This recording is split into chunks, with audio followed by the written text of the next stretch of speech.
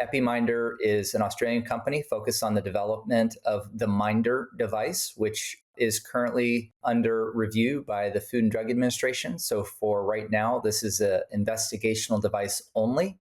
And all the information we're going to share with you today is using an investigational device.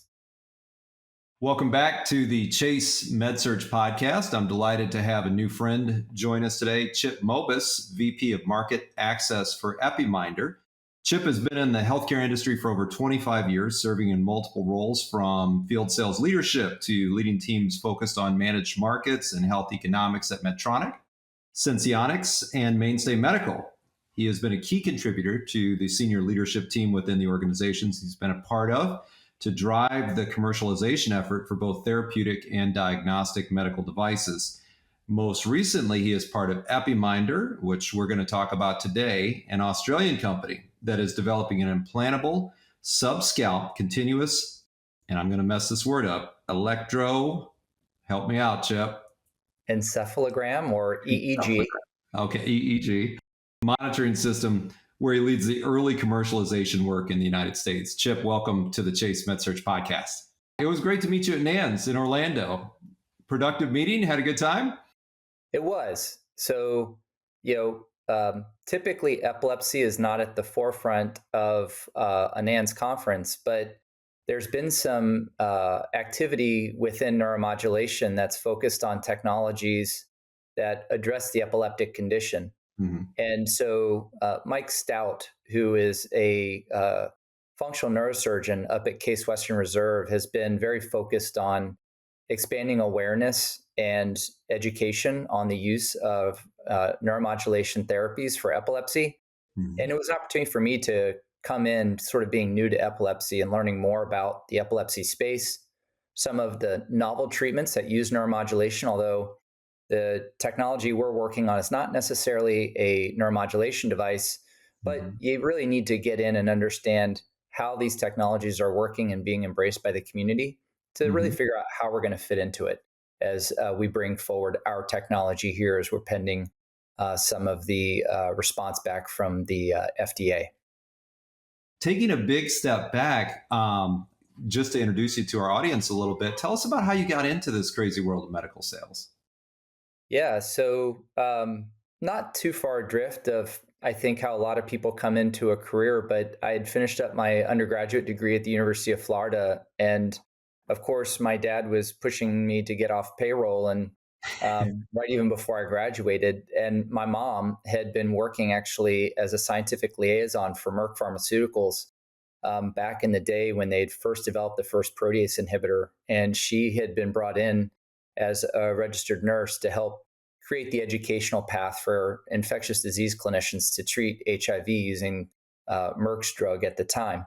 And so with that, I kind of reached out to my mom and said, Mom, what do you think? Like, I'd like to get into sort of the sales arena for healthcare. My mother was a nurse and obviously with Merck, and my dad is actually a vascular surgeon down in Miami. And so I've always been around healthcare, and it just seemed like a natural fit. So I was able to interview in the late 90s. Getting a job in the pharmaceutical industry was not all that challenging. There's just a lot of innovation taking place in the pharmaceutical world. And I was able to jump into sales right out of college, selling basically pharmaceutical agents, mostly for Novartis Pharmaceuticals, and then moved over to a company called Sankyo Pharma at the time. But they were actually developing a device. And I found myself looking for an opportunity to get away from more of that pod type of sale. And that's what you found in the pharmaceutical arena in the 90s. I really wanted to sort of win with the number or lose with the number. And I wanted to be on my head. So medical device was really the right fit for me. And I joined Medtronic's diabetes business in the early 2000s. And I had an opportunity to grow through obviously starting in the sales side and then getting into sales leadership and leading a team and developing some of our clinical support teams along with our sales teams. And then I was tapped on the shoulder to join sort of the contracting and reimbursement function for the diabetes business. So a lot of opportunities at Medtronic in terms of career growth. And I had great advocates around me and leaders which at Medtronic, you find that quite commonly. It's a really great organization for developing leadership. With that, I had an opportunity to move from the diabetes business over to the cardiac rhythm business. I took my first director role, and they'd asked me to help support the cardiac diagnostics business, where they had recently acquired an external cardiac diagnostic. And they wanted me to sort of build a providership within the mothership of Medtronic, which is the cardiac rhythm business. That's the heart of that company, if you will, no pun intended. Um, did that for a few years, really enjoyed learning another area of healthcare, and having been steeped in diabetes for like 15 years. It was great to go learn cardiac rhythm management. Ultimately, I came back to the diabetes business with Senseonics as an implantable glucose monitor, and came in to support the commercialization of that technology. And that's really where I got more of a broader horizon of experience, Mm-hmm. is in small startup companies. And this is why I now sort of favor the environment for me personally, is that you get to touch every part of the business. You're part of the sales team, you're a part of the marketing team. Obviously, if you're driving reimbursement, you're part of the reimbursement team, but you really get at a arm's length an opportunity to contribute to all three of those domains. That was exciting for me because it sort of got to round out some of my experience as a salesperson, a sales leader, a reimbursement person, having been experienced in that area. But getting into the smaller company side, you just are brought into so many more things, and it's Mm-hmm. about learning and absorbing the opportunities around you. And I've tried to shepherd that through every career decision I made going forward, is how can I be an integral role of the development of the company? And I've had that opportunity at Mainstay Medical. And when you report to a CEO, they count on you to drive a lot of the work that needs to be done to commercialize. And there's no better experience than just getting thrown into the fire and making things happen and having to deliver Yeah. for the organization. And to where I am now at Epiminder, the CEO here, Rowan, has asked that I sort of lead the early US commercialization. So I'm now really able to put together all the experiences that I've Mm-hmm. had in my career to help build the early phase of the company. That was part of the attraction of coming over here. Not only do we have a novel technology, but it was also the scope of responsibility that was coming along with this position. So really excited to be a part of the Epiminder team, and ready to start to commercialize a real novel technology for people who have epilepsy. Mm-hmm. And it really is kind of full circle in terms of my historical job experiences. Yeah, that's great. And I've actually worked with all the companies you mentioned. Just there, Senseonics, that was a tough situation. COVID hit, and the investors called in the note over the weekend, and Oh man, just a tough situation I, there. I will never forget that phone call from Tim Goodnow, our CEO at the time, and he was brokenhearted. We all were, Oh yeah. but it was the sign of the times. We really didn't know what was going to happen, and Mm-hmm. Tim was trying to do the most responsible thing he could for that technology and that organization. Mm-hmm. And it was a really challenging time for a lot of us. As you know, with the COVID pandemic, a lot Mm-hmm. of people lost their jobs and stuff like that. And it was just sort of gut wrenching to go through that experience. But it happens, and they've made it through. They've got a good Mm-hmm. strategic partner in helping them commercialize. They've brought back some of the leadership that I was working with, and Rudy Toms and others, and they've got a really great product in that 365-day CGM sensor. I think they will, start to get some real significant uptake. But like Mm-hmm. all new innovation, it takes time and it takes a lot of investment, a lot of energy to do that. And they're led right now with Rudy on the sales side, and they should come through their side quite well here. I'm excited for them. Yeah, that's great. It is great technology, great product, which is what you're involved with right now as we kind of shift toward Epiminder. There's a tremendous story there, Professor Mark Cook's story, and that personal story that led to the founding of this organization. Can you tell us a little bit about that background? Because I read up on Yeah. that and it was interesting. Yeah, and it's funny when you spend time with Professor Cook, he won't let you call him Professor Cook. He wants to Okay. call him Mark. He's just a really down to earth guy. And he's really just somebody that has been influenced very early by the disease of epilepsy with his father. And Mark is extraordinarily bright, and he found a way to pull together um, a monitoring system that you could say is much like a cardiac monitor or even a continuous glucose monitoring system. And when you think about the life cycle of what, we'll just start with CGM, right? Continuous glucose monitoring, CGM started as a diagnostic modality. It did not start out as a management tool that we use it today for. It was really a sensor that you implanted, and the patient was blinded to the data, and the doctor made decisions with it. We find that implantable continuous EEG monitoring systems are going to follow a very similar trajectory, in that we're first going to use this technology to use as a diagnostic tool, right?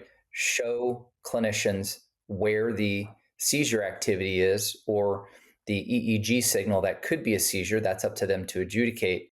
But Mark has always been looking to find a tool that would allow patients to not only better understand their condition, but can we evolve the technology to where it is a management tool?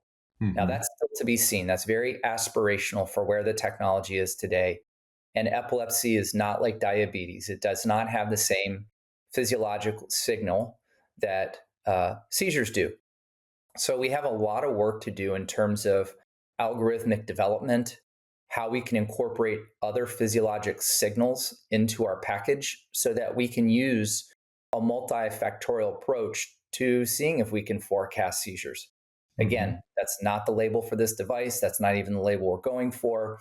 It's purely an aspirational thing. But Mark has been dead set in bringing a technology like this into the market so that patients ultimately do have what we have for patients with insulin requiring diabetes, a CGM system. And he's been at the foundation of all of this. And he serves as our chief medical officer. He's very well regarded and respected across the epilepsy community.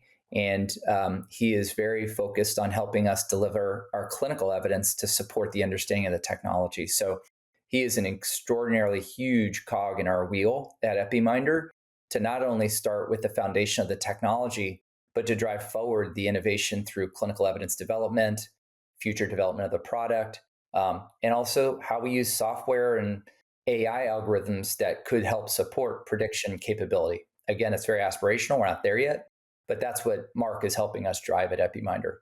Yeah. How big is roughly the patient population for epilepsy, maybe in general? And then your device is really addressing perhaps what's labeled as refractory epileptic patients, right? Correct. Which are drug resistant, I think, right? Correct. So we are focused on the drug resistant epilepsy patient. We are also focused on a patient that has already experienced multiple modalities of monitoring. This is not a device that we would jump to right out of a patient's first seizure. It is really more of a downstream technology, which is where a lot of diagnostics start. Like, you wouldn't put an implantable cardiac monitor into a patient who had a syncopal event, right? That you just don't jump to that yet. There are other external modalities that are less invasive that you can use first. Now, some may argue the diagnostic window for those technologies are not all that great, and you are kind of wasting time. But we know that the payer community would prefer sort of a treatment to failure type model where you've got to fail through all of the more simplistic approaches before you can get to a more invasive approach. This would be no different. You would have patients going through an in-office EEG monitoring session, which then could evolve into an ambulatory EEG monitoring system, which gives you about 2 to 3 days, but you have all these external electrodes that are placed around the head. Those get disrupted, you get artifact, lots of stuff. But you have to step through these external modalities, even going into what they call an epilepsy monitoring unit, where they bring you in and it's a 5 to 7 inpatient stay in a monitoring unit. Very invasive on the lifestyle, but in terms of the technology, it is, again, just external electrodes that are placed on the skull, and then your in basically a hotel room for 5 to 7 days where they can monitor you with video and monitor you. We think where our technology could fit in is after patients have experienced that full tilt of diagnostic monitoring and you still don't have the answer to your clinical question, that's where our device can come in and help, right? And it's an implantable electrode, right? That's going to go over the skull with a small little telemetry unit that's implanted behind the ear, and then an external wearable will power the system. And then it Bluetooths to a handset, which then goes to the server. So that's where we probably fit in the early day, Jordan, of using a technology like this. First, patients have, been diagnosed with epilepsy. They've failed their medications. They're still trying to get some idea of their seizure burden or what is going on in terms of an etiology, right? That's where this device can actually come in and help them out. How long does it take to implant the device? And is it subcutaneous? It didn't look like that was a very, demonstration, very deep, incision or things like that. Can you kind of describe the procedure? Yeah, the procedure is much like a cochlear implant. In fact, the system hardware is basically a cochlear implant. So we would expect this to be a fairly straightforward procedure for the neurosurgeon. And we know with these epilepsy centers, there's a team. There's a neurosurgeon, an epileptologist. There's a cast of supporting folks in terms of education and things like that. And we see the partnership between neurosurgeon and epileptologist being a good one for this technology because they can work together to decide, do we need this additional monitoring capability? And do I have a technician, I'll use that in finger quotes, that can implant the device? So I would say it's much like the cochlear experience in terms of getting the device implanted. The timing, I'm not going to go into the exact timing of the procedure because that depends on the aptitude of the physician, how much experience they have, what they're actually doing, the anatomy, and all that kind of stuff. But we believe it's very much like a cochlear implant in terms of the total service time. Yeah. Now, in perusing your website, I saw that a lot of discussion around this being a great diagnostic tool to help manage patients with medication, understanding, the how and the why, how much sleep they've had, stressors, things like that, biochemistry changes. But it seemed oriented more toward medication management. But as we know, there's multiple implantable programmable devices out there in the epileptic space to treat seizures. Is this a diagnostic tool that could potentially be used in conjunction with those therapies as well? That is something to think about. If I'm tracking with you, Jordan, we're talking about using this device to inform other devices on how to address the condition. Like, could you integrate this with like a vagal nerve stimulator or something like that? Is that what you're I'm thinking? thinking like helping them, helping the doctor make informed decisions about whether or not, they should go with a vagal nerve stimulator or, there's others out there. Sure. Right. So we believe the diagnostic will help clinicians give the patient more time to declare their condition. That's the challenge with epilepsy monitoring today is you have a 24-hour window for some of your ambulatory monitor, 24 to 72 hours. The EMU or epilepsy monitoring, you get 5 to 7 days. The etiology may not declare itself in that period of time. And then the clinician is stuck because epilepsy can be treated pretty effectively with surgery if you have the right type of epilepsy. Medications, in the majority of cases, work very effectively. But if you are drug resistant, right, understanding seizure burden is a critical component to understanding what a clinician needs to do next. That's the promise of this technology is not only do we expand the diagnostic window and give the clinician a broader set of time to see the different etiologies form so they know exactly what to do. It also helps them understand what not to do. In our early clinical trial work, we had a patient that thought was a candidate for surgery. And it turns out after having the Minder device implanted in 6 months of wear, they were not a candidate for surgery. So if we did not have Minder in that case, that patient could have received an inappropriate surgery. And these are not small cases. This is not a nip and tuck, right? This is serious surgery. You're talking about partial lobectomies, resection, things like that. These are very consequential surgical cases. And to have the right data to support what to and maybe what not to do, I think is really going to transform the decision-making power that our epileptologists have for treating their patients. Mm-hmm.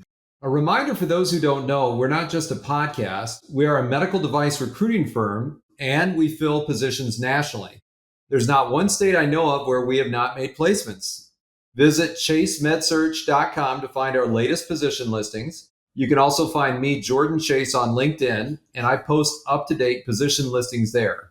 I'm capped at 30,000 LinkedIn connections, so you can follow me on LinkedIn, but unfortunately, I can't accept your invitation if you send me one. Finally, if you've got feedback on our podcast, please email it to me at jordan@chasemedsearch.com. I love suggestions for topics for the show. And if you like what you hear, please subscribe on YouTube. It does help grow the show. And now back to our podcast. Let's talk a little bit more about current diagnostic challenges that your product is really solving for these epileptologists. Paint the picture for us even a little bit more than you have been doing. There's just thinking about all the different, you touched on the monitoring piece and saying, it may not happen or occur during the diagnostic window that conventional therapies are kind of diagnosing now. Tell us more about that, and just in general, paint the picture with the challenges physicians have, identifying what type of disease state or how often it's occurring.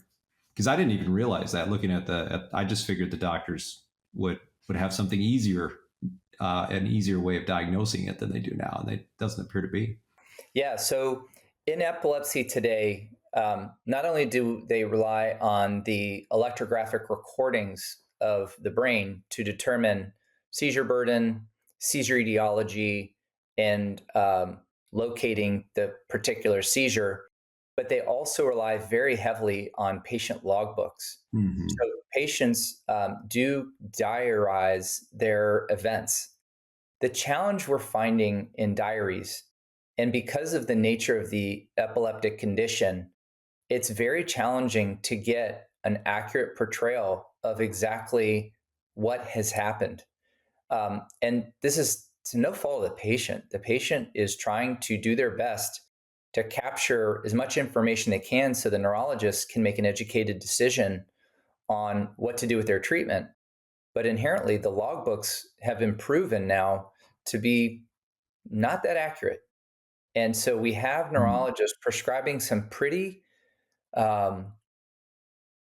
intense medications with not a ton of great data. Mm-hmm. And where we think our device can come in and help augment the logbook is you can now get an electrographic correlate to the logbook to validate whether maybe a seizure occurred, maybe a seizure didn't occur. That's something we've really never been able to do in an ambulatory setting. Patients would have either had to have been wearing an ambulatory EEG monitor, which you got to get that done within the 3 days, or they had to do it in the monitoring unit. And sometimes seizures don't occur when you want them to. Even under stimuli, they don't occur.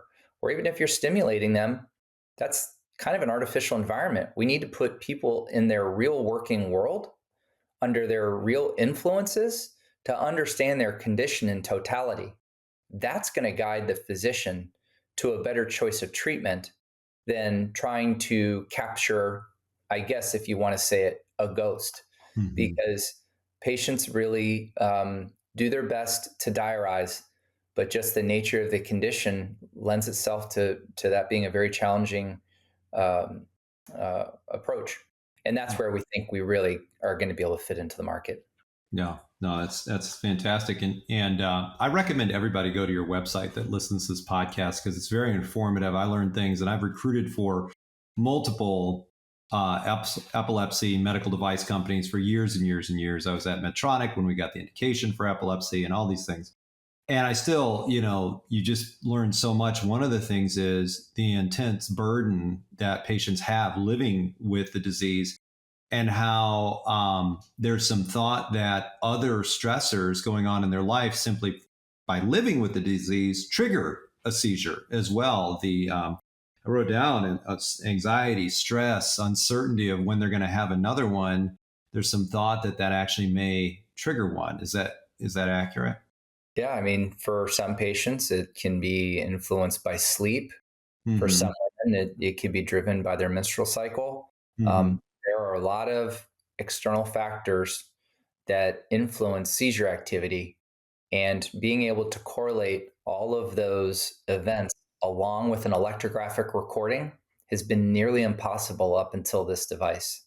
So that's why we're really excited here at Epiminder about bringing this solution forward. I've had an opportunity to catch up with a few neurologists and just generally describe sort of the approach to what we're doing, and the excitement is really, really huge. They're like, wow, I've not been able to really get to this type of data to make better clinical decisions for my patients. So there's a high degree of optimism and excitement around just better tools Mm-hmm. and more confidence in decision making. Yeah. So again, that we feel really like there's a great market to open up here. I think a question you asked me earlier is also, how big is this population? So I believe there are about 3.2 million people with epilepsy. But really, what we need to focus in on are who is drug resistant. For Mm-hmm. technology like this, the label will be for 18 years and older. Mm-hmm. We won't be able to do this in peds yet. You're probably getting to a population that's going to be between, I'd say, 750,000 to a million patients that could actually benefit from this technology, because we do know that a large portion of them are drug resistant. They Mm-hmm. need a monitoring solution. And in the diagnostic phase of the development of this technology, we think that's about the size of the population. As the capability grows, no different than we saw with CGM, the serviceable market grows with it, because if we evolve into a management strategy where we can start to forecast seizure activities, or we can basically expand the capability of the system, it's going to attract a different set of potential patient candidates because of the capabilities of the device. Mm-hmm. But looking purely at the diagnostic side of this technology, that's where we feel the size of the market is. I wanted to come back and make sure I address that. That's very helpful. Do many patients or some patients form a resistance to drug therapy over time? So if they're taking epilepsy medication, is there a risk, if they start on it young, by the time, like PEDS patients, by the time they're adults, they may have formed a resistance to effective treatment with drugs? Well, I'll be honest with you, Jordan. I'm not clear if there's a resistance phenomena in drug resistant patients. We we we qualify them as drug resistant based on the number of agents used and tried. So we do know that the statistics after using two anti-seizure medications, that typically your ability to reach seizure freedom with medication alone is significantly downsized. Your ability to succeed once you've tried two anti-seizure medications, Mm-hmm. you're going to probably need to start looking to other types of interventions. Those could include surgery. It Mm-hmm. could include deep brain stimulation, vagal nerve stimulation, uh, reactive or responsive, neurostimulation, which would be the NeuroPace technology. Mm-hmm. Um, those are sort of the baseline requirements to get to those technologies. But is there a crescendo or a buildup of resistance over time? I'm not quite sure. All I Mm-hmm. do know is that after you've failed two ASMs, anti-seizure medications, an implantable device might be something to look at, like a vagal nerve stimulator. One of the patient's stories on your website talks about millions of seizure or millions of tremors. And And that was a pretty compelling read as well. He mentioned he was concerned about the side effects of the drugs. Like, is there something that's happening that's not positive with him and his condition? And can you talk about drug side effects? Because I'm Yeah. not familiar with what they are. Well, I'll share them with you both on a personal level and also on what we generally understand of these treatments. Some of these anti-seizure medications are very, very. I'll use the word invasive, but I don't mean it in the terms Mhm. of invading the body, but they're very strong drugs, and they do have an effect on patients' um, status, right? How they react to things. My son, when he was about 4 or 5, had experienced a seizure, and it was not a tonic-clonic seizure; it was a subclinical seizure. But when we took him to the neurologist, they started to treat him with a very classic treatment using Keppra. And I can tell you, putting my son on Keppra was a very challenging experience because we were dealing with the subclinical type of condition, but we knew we needed to stop the seizure activity because Mhm. it can exacerbate over time. So you want to get control of seizures as soon as possible. And what I was frustrated by, and part of my motivation for joining this team, was to find a tool that can help the parent over time really understand the seizure burden, because Mhm. we never really saw a full-born seizure from my son, but we're giving him this very heavy medication. It just Mhm. completely changed his affect. It slowed him down. Mhm. He was tired all the time, and it just really changed his personality. And I'm sitting here going, as a parent, I recognize the reason we need to do this and why Mhm. this is so serious. But at the same time, I'm still not completely convinced that my son has epilepsy. And there are cases where Mhm. it can be a transient form, particularly in youth. Patients do grow out of it. It does happen. Yeah. And so I would go back to the neurologist and say, look, he's been on Keppra for a year. How do we know he really has not outgrown this epileptic condition Mhm. that you diagnosed him with? He said, well, the only thing we can do is put him on, an ambulatory monitor. I'm like, that's all we can do. And he's like, that's the best we've got. So over a Mhm. 3-day period, he has to have a seizure right. So my only option in this was to continue to give my son a medication that was completely changing his personality and his affect, just in case.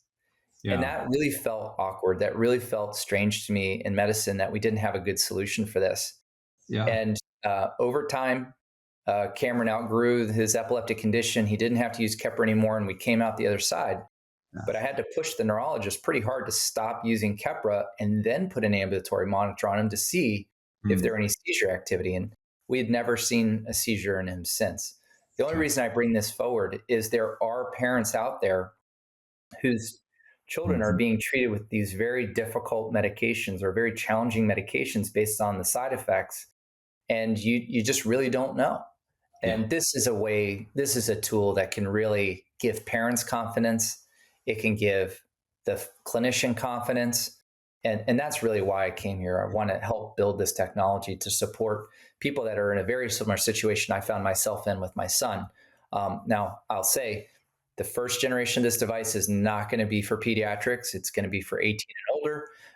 But we hope to evolve the technology over time, and we can expand the label to get to pediatrics. But that's going to take us some time. It's still an investigational device for those types of patients.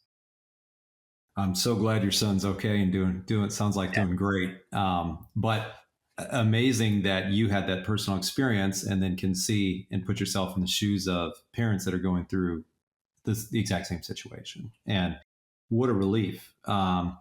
Maybe lastly, and maybe the most pertinent question for my audience, which is largely sales reps and managers and clinical support people, you're also in charge of commercialization with Epiminder. Tell us kind of what you can about plans. Obviously, a lot hinges on the FDA and their approval for commercial release. But can you share a little bit behind the curtain of what you guys are thinking?